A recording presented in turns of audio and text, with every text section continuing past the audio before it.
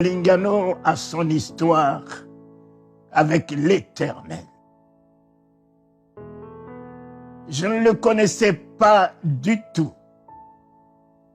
Je n'avais jamais entendu parler de son existence. Mes yeux n'ont jamais vu la Bible, et encore moins la connaissance de la Bible. Je vivais ma vie de paganisme. En tout cas, elle me plaisait, cette vie. Je ne savais pas que c'était une vie d'immoralité, de perversité, d'animalité, mais je me plaisais là-dedans. Et puis ensuite, un jour, m'attendant à rien du tout, sortant d'une boîte de nuit, et je me suis retrouvé à la maison. Ce soir-là, je ne me sentais pas bien dans toute la jouissance, dans cette boîte de nuit, rien ne me plaisait. Et je disais à mes amis, ramenez-moi à la maison. Et quand ils m'ont ramené à la maison, j'ai pris ma chambre. Et voilà, à minuit juste, un projecteur s'est allumé dans ma chambre. Une lumière sortant du naturel. Celle-là, je ne sais pas si on peut donner à celle-là le nom de lumière, mais c'est une lumière surnaturelle. Quelle splendeur, quelle beauté, quelle magnificence, quelle gloire, quelle puissance. Mes yeux contemplaient cette lumière. Et tout d'un coup, la tête d'un homme en était sortie avec tous ses cheveux blancs qui lui tombaient sur les épaules comme si on a mis toutes les étoiles dans ses cheveux. Oh, il était si beau. Toute la beauté était, il l'incarnait.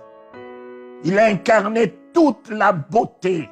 Il n'y a pas un mot, mes chers amis, pour décrire ce que Christ lui est. C'est lui qui a créé le ciel, c'est lui qui a créé la terre, c'est lui qui a donné la lumière au soleil, la beauté aux étoiles, aux diamants. Donc rien ne peut l'égaler.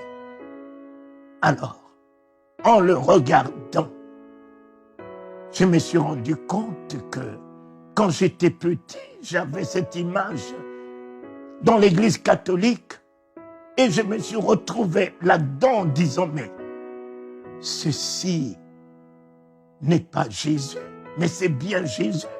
Mais je connais cette image, c'est bien Jésus. Et quand je disais, c'est Jésus, il s'est mis à sourire.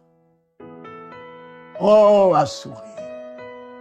Et quand il s'est mis à sourire, je me suis dit que, voilà, il a vu toute ma vicissitude, mon péché, et voilà, il se moque de moi. Et c'est pour la première fois que je vais entendre une voix si puissante, si convaincante, rentrant dans mon oreille en me disant, non, il ne se moque pas de toi, vois combien il t'aime. Vois combien il t'aime. Et en regardant dans l'amour, dans les yeux de cet homme, je voyais l'amour qu'il avait pour moi. Je me culpabilisais de ma vie de désordre, mais lui, il était en hauteur avec son amour. Il était dans la grandeur avec son amour. Et le Saint-Esprit m'a dit, vois, il fallait que je puisse relever ma tête pour voir dans ses yeux l'amour qu'il avait pour moi.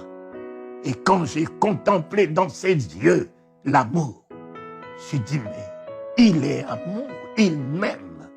Voilà ce qui m'a amené à la conviction que cet homme n'est pas notre égal. Tout en lui n'est que amour. Ses yeux ne reflétaient que l'amour. Tout en lui n'était que amour. Il m'a aimé, sortant d'une boîte de nuit. Il m'a aimé dans l'état où je me trouvais. Il m'a aimé dans tout ce que je faisais de mal, d'animalité, de bestialité. Il m'a aimé. C'est pour t'apprendre. Ne cherche pas à devenir quelqu'un d'autre. Ne cours pas derrière la ressemblance d'un homme. Je veux le ressembler, je veux être comme lui. C'est tel que tu es que Jésus-Christ t'aime. Tu n'as pas de photocopie, tu es unique. Et c'est d'un amour unique qu'il t'aime. Et voilà, il m'a dit, prie. Et je lui ai dit que je ne connais pas prier. La prière qu'on m'a appris, c'est je vous salue Marie, notre Père qui es aux cieux. Laquelle de deux voudras-tu bien que je puisse t'offrir? Jésus s'est de nouveau mis à sourire. Il m'aime. L'amour de cet homme m'a amené à croire que je dois sortir de toute culpabilité. Je dois sortir du remords. Je dois sortir de tout esprit de moins que rien. Je dois sortir de tout esprit négatif en moi. Il m'aime. Cela suffit. Et le voici en train de partir avec tout son diadème qui l'accompagne. À 3 heures du matin, il est de nouveau revenu. Prie. Je lui ai dit, mais je t'avais dit que je ne connaissais pas prier, je ne connais pas prier. Mais laquelle de deux voudras-tu bien que je puisse t'offrir? Il a de nouveau souri. Et la troisième, c'est à 5h45. Il est revenu cette fois-ci. Ce n'est plus ce Jésus à nous. C'était alors un Jésus tout-puissant. Je me suis retrouvé par terre. Je ne sais quelle puissance m'a mis par terre. Je me suis retrouvé par la puissance de son amour par terre. La puissance de sa bonté, de sa miséricorde par terre. La puissance de sa compassion par terre. Et j'ai reçu des décharges qui sortaient alors de sa présence, de ses yeux et de sa parole qui me disait prie. Moi qui étais né timide, j'ai reçu des décharges dans ma vie, dans mon corps, dans mon âme et dans mon esprit, et j'ai juste commencé. Notre Père qui es aux cieux, moi qui n'avais pas un Père, ce matin-là devait être un matin jamais connu dans ma vie. Rentrer dans la filialité, rentrer dans l'amour du Père, rentrer dans l'alliance d'un Père, le Créateur du ciel et de la terre. Mon Père, notre Père, le Père de Jésus-Christ va devenir le mien. Celui qui lui faisait faire des exploits, celui qui opérait des prodiges au travers de lui, celui qui lui permettait d'arrêter le vent et la tempête, va devenir le mien. Oh Seigneur, quelle alliance! Mon Père, Créateur du ciel et de la terre, mon Père, qui ressuscite encore le monde, mon Père, le Dieu des armées, mon Père, le Dieu des nations, mon Père, le Dieu des cieux et de la terre, mon Père. Oh, alléluia, notre Père, le second Verbe, que ton nom soit sanctifié, portant un nom nouveau. Comme Abraham a porté un nom nouveau pour que tout puisse commencer avec lui. Comme Jacob a porté un nom nouveau, Israël, pour que nous ayons aujourd'hui une nation appelée Israël.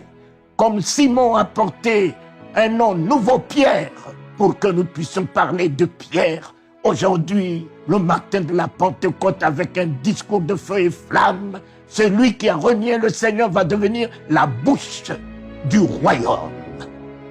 La bouche de la révélation. Il va devenir le miracle. Il va devenir la résurrection, ramenant t'habitant en vie. Notre Père, celui qui a arrêté seul sur la route de sa méchanceté, criminalité, violence, méchanceté, et qui a fait de lui d'un nouveau nom, Paul. J'ai eu un nouveau nom. Le nom de l'Éternel, comme Deutéronome 28 nous dit, je suis appelé du nom de l'Éternel, notre Père. Que ton nom soit sanctifié, ma vie sanctifiée, mon âme sanctifiée. Je porte un nom solennel, un nom puissant, un nom redoutable, un nom qui me permet aujourd'hui d'être appelé fils de Dieu. Et le dernier, que ton règne vienne. Voilà le mot qui a changé ma vie. Le règne de l'Éternel est descendu dans ma vie, le Christ. Le règne de l'Éternel, le Saint-Esprit. Le règne de l'Éternel, le pardon de tous mes péchés. Le règne de l'Éternel, la vie de Dieu. Le règne de l'Éternel, la joie de Dieu. Le règne de l'Éternel, la gloire de Dieu est descendu dans ma vie.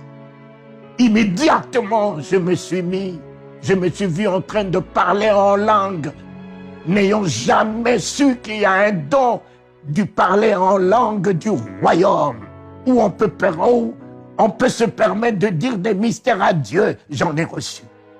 Je n'ai pas reçu ceci de l'enseignement d'un homme. Je ne l'ai pas reçu ceci de la connaissance des versets et des chapitres, mais je l'ai reçu que de lui.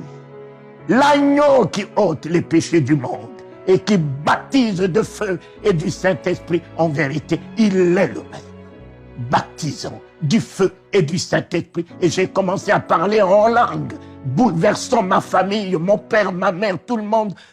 Tout le monde s'est mis en train de pleurer, pensant que je suis devenu fou ou que je suis devenu alors malade. Et voici mon départ. J'ai commencé à prêcher l'évangile, à parler de celui que mes yeux ont vu. Je n'ai pas eu la connaissance de la Bible. Ne me demandez pas les références, les versets et les chapitres. J'ai eu la connaissance de la parole de Dieu, le Christ, la parole. Poussés par le Saint-Esprit, les hommes parlaient de la part du Seigneur. Poussés par l'Esprit de Dieu, les hommes ont chanté de la part du Seigneur. Poussés par l'Esprit de Dieu, les hommes ont écrit de la part du Seigneur. Laissez-vous pousser par le Saint-Esprit. Voilà comment Dieu s'est révélé à moi. Voilà comment Christ s'est révélé à moi. Voilà le départ d'une nouvelle aventure, d'une nouvelle vie, d'une nouvelle communion, d'un nouveau nom, d'une nouvelle puissance avec Jésus-Christ. Et ceci, c'est depuis 1971. 71, le mois de décembre, que mes yeux l'ont vu. Et il est resté, mon Dieu, jusqu'aujourd'hui, dans tous les domaines. Et je l'ai vu grand, puissant, merveilleux, dans tous les domaines de ma vie. Voici, mes enfants, il vous cherche encore, comme il cherchait Adam dans le désert. Il vous cherche encore, comme il cherchait Paul, il cherchait Pierre, il vous cherche encore. Et certainement, il va vous trouver.